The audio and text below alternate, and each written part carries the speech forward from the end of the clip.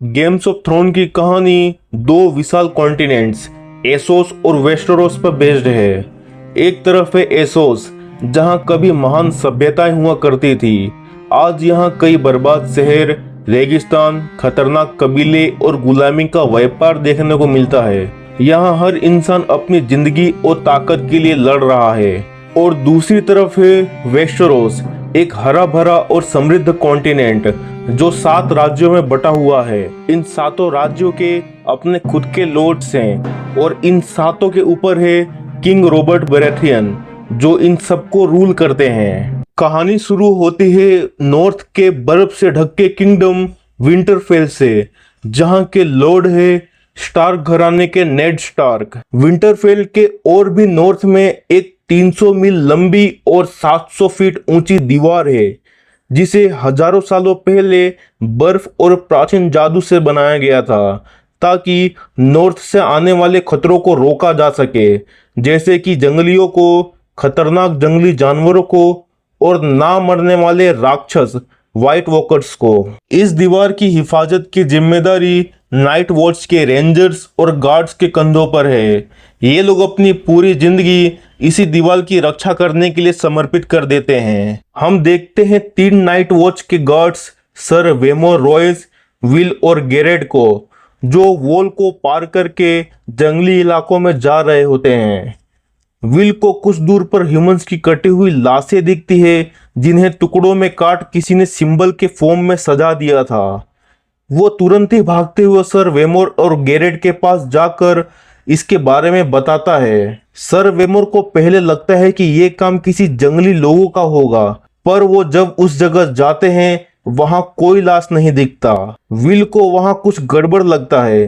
वो बार बार सर वेमोर को वापस चलने के लिए कहता है, पर सर वेमोर विल को झूठा समझ और अंदर तक जंगली इलाकों में घुस जाते हैं और ये तीनों अलग अलग हो जाते हैं। तभी एक इंसानों जैसा दिखने वाला, बर्फ से बना, नीली आंखों वाला दानव, जिसे ये लोग व्हाइट वॉकर्स कहते हैं, वो पहले सर वेमोर को निपटाता है और फिर गेरेड का सर काट कर विल के आगे फेंक देता है, एज अ वार्निंग कि व्हाइट वॉकर्स अब जाग चुके हैं।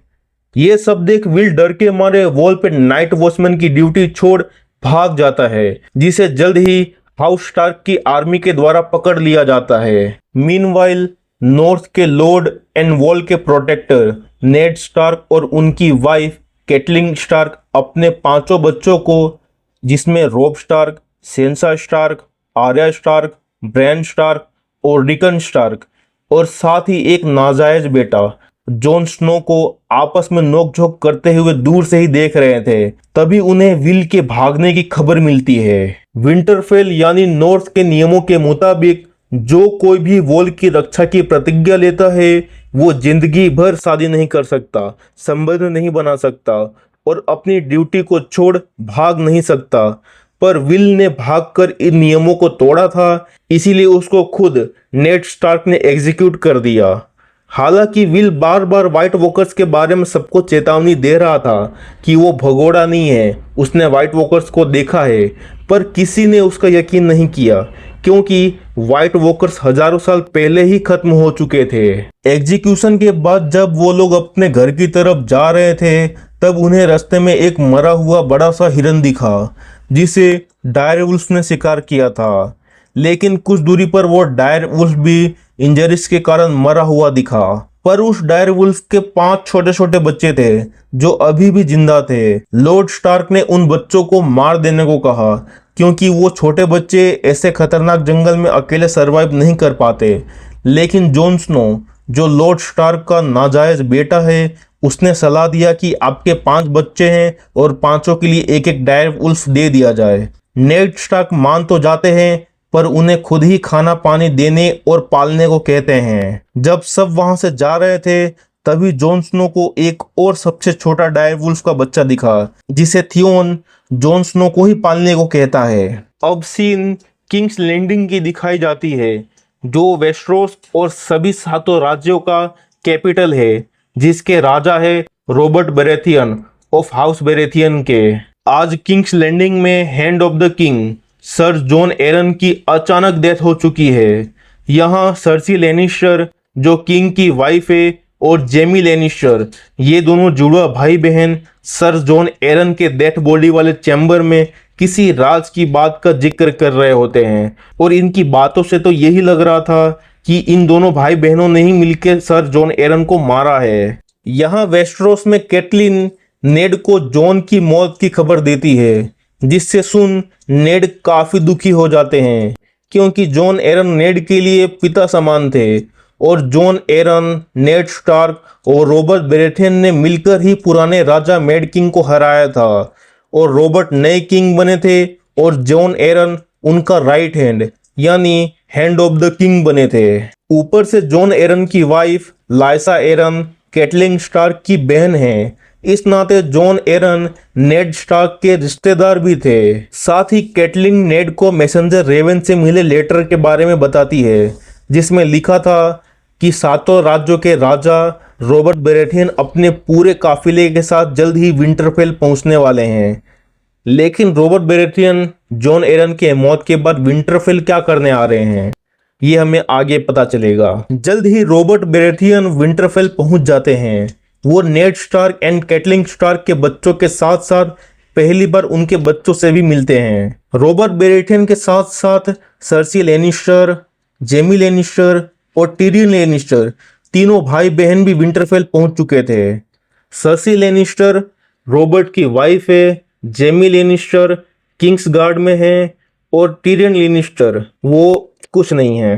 टिरियन लेनिस्टर को सर्सी बिल्कुल पसंद नहीं करती, क्योंकि एक तो वो बोना है, साथ ही उसके जन्म के वक्त उसकी माँ भी चल बसी थी, और ऊपर से टिरियन थोड़ा अय्यास और शराबी किस्म का भी है। लेकिन उसका भाई जेमी लेनिस्टर अपने भाई टिरियन से बहुत प्यार करता है। और हाँ, लेनिस्टर्स वेस्टरोस और सेवन किंगडम्स के सबसे अमीर और पावरफुल फैमिलीज हैं, क्योंकि इनके पास खूब सारा खजाना और सोने के खदाने हैं। रॉबर्ट बेरेथियन विंटरफेल में आने का रीजन नेड स्टार्क को बताते हैं कि वो नेड को अपना अगला हैंड ऑफ द किंग बनाना चाहते हैं।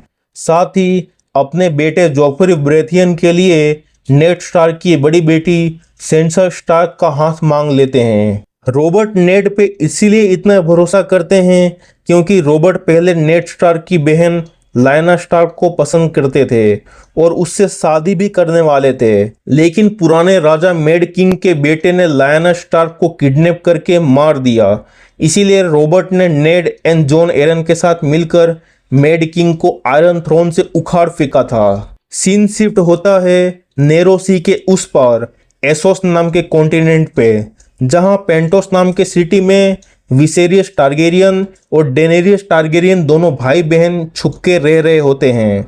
जब ये छोटे थे तभी रॉबर्ट ने इनके पिता मैड किंग यानी किंग एरिस द सेकेंड को हराया था और इन दोनों भाई बहन को वेस्टरोस छोड़ नेरोसी पार करके एसोस में छुपना पड़ा था और तब से ही वो एसोस में ही जगह जगह छुपते फिर रहे हैं। यहाँ विसेरस अपनी बहन डिनेरियस की शादी उसकी मर्जी के खिलाफ एसोस के जंगली कबीले धोतराकियों के सरदार खाल्ड्रोगो के साथ करवा देता है, क्योंकि विसेरस को इससे खाल्ड्रोगो के 40,000 लड़ाके मिल जाते, जिसे लेकर वो नेरोसी पार करके वेस्टरोस पे हमला कर सकता था। यहाँ डिनेरियस की शादी में उसे तोहफे में 3 पेट्रीफाइड ड्रैगन्स के अंडे मिलते हैं, पर किसी काम के नहीं थे। और मैं पहले ही बता दूं कि पूरे गेम्स ऑफ थ्रोन की दुनिया में टारगेरियंस ही वो लोग थे जिनके पास ड्रैगन्स हुआ करता था और इन्होंने इस ड्रैगन की मदद से पूरे वेस्टरोस पे राज किया था। मगर किसी वजह से मैड किंग के एरा में सारे ड्रैगन्स मारे गए और अब पूरी दुनिया में एक भी ड्रैगन्स नहीं बचे हुए हैं। विंटरफेल में राजा के आने की खुशी में रात को वेस्टरोस में दावत चल रहा होता है और सभी अंदर दावत उड़ा रहे थे। तभी जॉन स्नो को बाहर नेड स्टार्क के भाई यानी उसके अंकल बेंजन स्टार्क मिलते हैं, जो खुद एक रेंजर है और वॉल की रक्षा करते हैं। इसीलिए जॉन स्नो भी उन्हें नाइट वॉच ज्वाइन करने की बात करता है। तभी टिरियन लेनिस्टर जॉन स्नो से उसकी बाहर होने की वजह पूछता है, तो जॉन स्नो बताता है कि वो एक बास्टर्ड है। अगर वो राजा के बाजू में बैठेगा तो इससे राजा की बेइज्जती होगी। ऊपर से लेडी कैटलिन स्टार्क भी उसे पसंद नहीं करती है। जॉन टीरियन से कहता है कि उसे क्या पता बास्टर्ड होने का क्या मतलब होता है। तो टीरियन भी कहता है हर बोना अपने बाप के नज़रों में बास्टर्ड होता है। इसे हमें यह पता चलता है कि टीरियन के पिता उसे अच्छे से ट्रीट नहीं करते क्योंकि वो एक बोना है। दावत खत्म होने के बाद जब नेड और कैटलिन टाइम स्पेंड कर रहे होते हैं तभी उन्हें एक और लेटर मिलता है और ये लेटर था जॉन एरन की वाइफ यानी कैटलिन की बहन लाइसा एरन का। लेटर में लिखा था उसके पति यानी जॉन एरन को लेनिस्टर्स ने मारा है और वो किंग्स लैंडिंग छोड़कर जा रही है। लेटर पर कैटलिन नेड को रॉबर्ट का हैंड ऑफ द किंग ना बनने और किंग्स लैंडिंग ना जाने के लिए कहती है, मगर नेड स्टार्क अपने दोस्त को मुसीबत में अकेला नहीं छोड़ना चाहते थे, इसीलिए वो कैटलिन की बात ना मानकर किंग्स लैंडिंग जाने को तैयार हो जाते हैं और यही नेड स्टार्क की सबसे बड़ी गलती हो जाती है जिसका खामियाजा उन्हें आगे चलकर भुगतना होगा। सुबह होते ही सभी लोग रॉबर्ट एंड नेड के साथ शिकार पर चले जाते हैं, लेकिन छोटा होने की वजह से ब्रेन स्टार्क वहीं रह जाता है।